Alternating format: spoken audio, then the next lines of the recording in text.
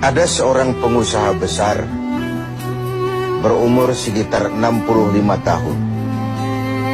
Terkenal, asetnya tidak lagi terhitung. Satu hari, pengusaha kita ini bertemu dengan seorang teman wartawan. Terjadilah dialog. Sang wartawan bertanya kepada pengusaha kita, "Pak, umur Bapak berapa tahun?"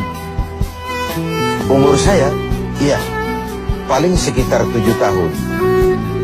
"Loh, 7 tahun? 7 tahun. Anak Bapak berapa orang?" "Satu. Satu saja? Satu saja. Harta Bapak berapa banyak?" "Ya, paling sekitar 10-15 juta rupiah saja." Teman wartawan berkata, "Pak, kenapa Bapak berdusta? Bapak orang terkenal, pengusaha besar, punya biografi. Kami tahu umur Bapak 65 tahun. Kenapa Bapak bilang 7 tahun? Anak Bapak pun banyak. Kenapa cuma bilang 1? Harta Bapak, aset sudah tidak ternilai. Kenapa Bapak bilang cuma 10-15 juta rupiah saja?" Senyum agak getir, sang pengusaha menjawab, "Kau benar, Nak. Umur saya kalau jumlahnya sih memang 65 tahun. Tapi dari 65 tahun umur saya itu, rasa-rasanya baru 7 tahun yang ada artinya di sisi Allah. Baru 7 tahun sujud saya benar. Baru 7 tahun saya laksanakan perintahnya, saya tinggalkan larangannya. Sisa umur yang lain habis kelabu warnanya, penuh dosa dan keingkaran. Saya katakan umur saya cuma 7 tahun. Anak, kau juga tahu anak saya banyak. Tapi dari sekian banyak anak ini, rasanya cuma 1 yang akan jadi buah hati, belahan jantung, pelanjut cerita, penerus sejarah, anak soleh yang akan mendoakan orang tuanya. Yang lain susah diurus anak saya itu." "Oh gitu toh." "Iya."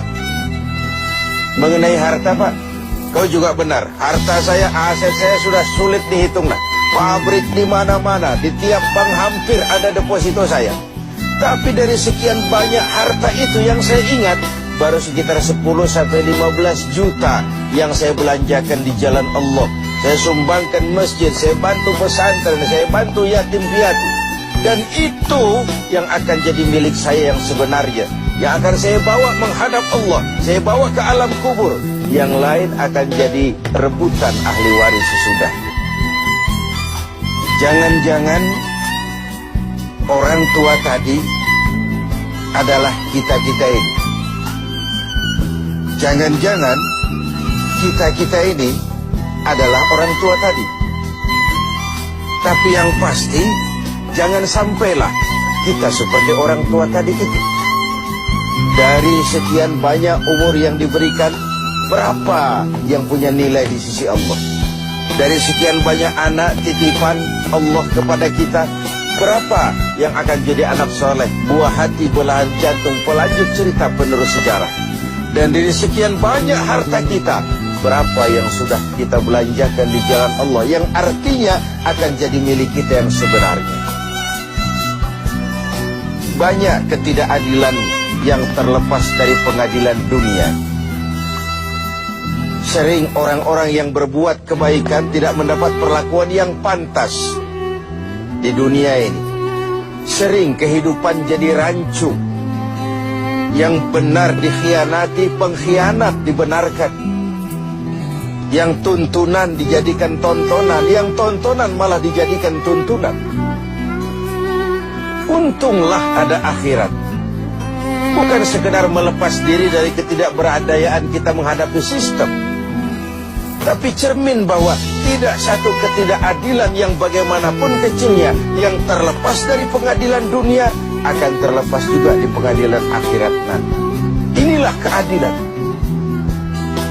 Karena itu pada jumpa kali ini saya ingin menyampaikan sebuah hadis tentang apa yang harus kita pertanggungjawabkan di hadapan Qadi Rabbul Jalil nanti. Sebuah hadis menyatakan, "Lan tazula qadama 'abdin yaumal qiyamah hatta yus'ala an arba'i khisalin. Besok di hari kiamat tidak akan bergeser telapak kaki seorang hamba sebelum ia dimintakan tanggung jawab terlebih dahulu tentang 4 persoalan. Apa yang 4 itu? Pertama, an umrihi fima afnahu. Umur yang diberikan kepadanya akan dimintakan tanggung jawab kelak. Di mana umur itu dihabiskan? Diberikan umur 30 tahun ke 40 tahun, 50 sampai 70, 100 bahkan. Sejak kita akil balik sampai ajal datang merenggut nyawa, di mana umur itu dihabiskan? Kita sering main-main, padahal waktu berjalan terus. Kita sering lalai dan lupa, padahal malaikat maut tidak pernah lalai dan lupa.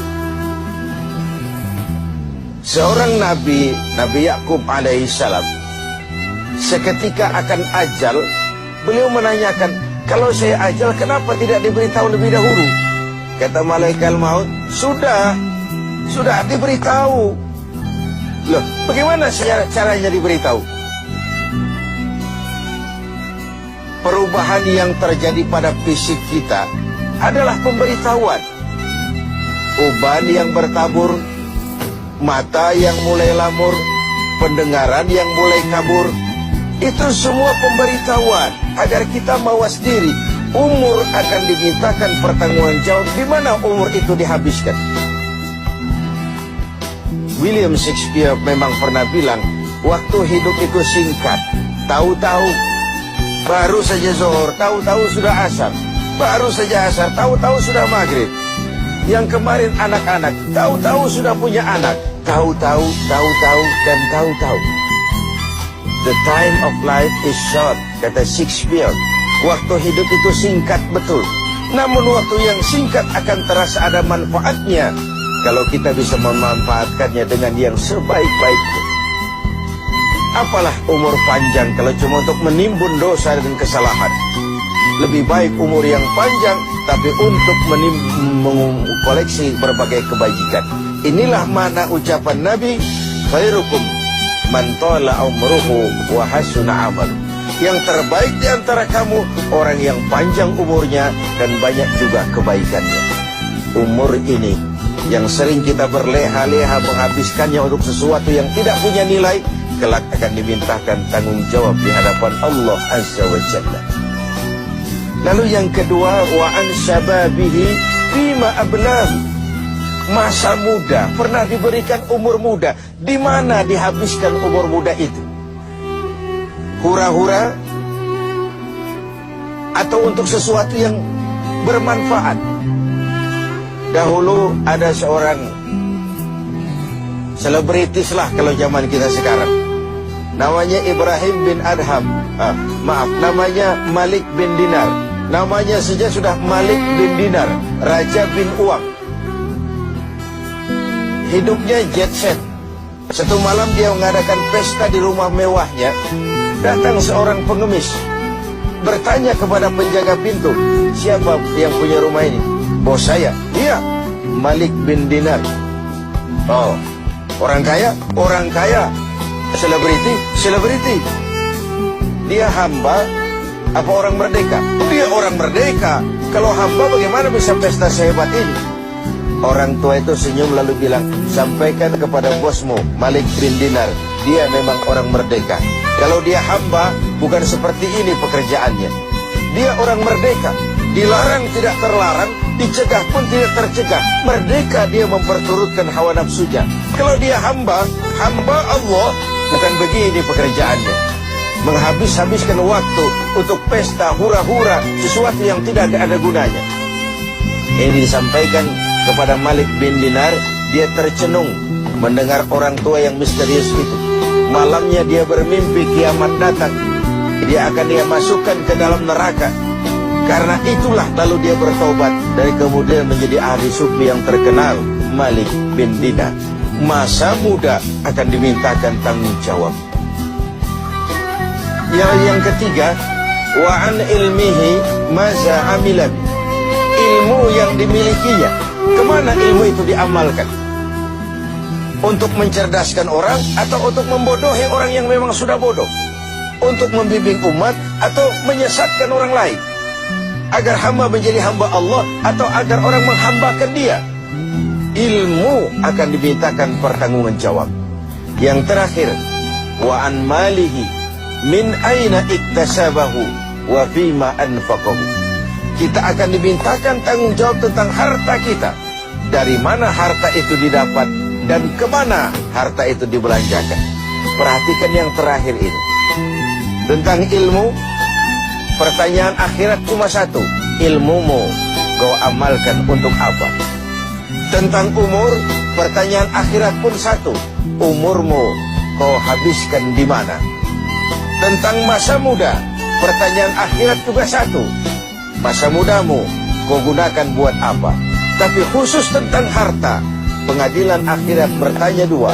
Hartamu kau dapat dari mana dan kau belanjakan kemana? Dari mananya dan kemananya? Kadang didapat dari cara yang benar, tapi dibelanjakan untuk yang tidak benar. Atau bisa juga didapat dari cara yang tidak benar, dibelanjakan kepada jalan yang benar. Itu pun tidak mungkin kedua-duanya. Pemirsa TV 7 yang berbahagia, mudah-mudahan kita tidak bernasib seperti orang tua pengusaha di awal pertemuan kita ini. Semoga kita menjadi orang yang bisa mempertanggungjawabkan baik umur, masa muda, ilmu pengetahuan, dan harta yang dititipkan Allah kepada kita. Tidak satupun yang akan luput dari pengadilan akhir.